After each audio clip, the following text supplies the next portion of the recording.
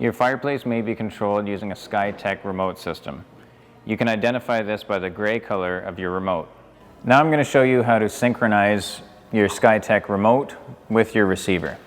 When changing the batteries on your remote or your receiver, you may lose synchronization between the two. To resync the remote and the receiver, you want to make sure the remote is in the off position.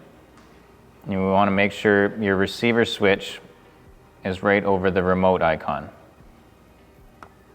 Now you need to take a skinny object like this paper clip, and you want to press the learn button.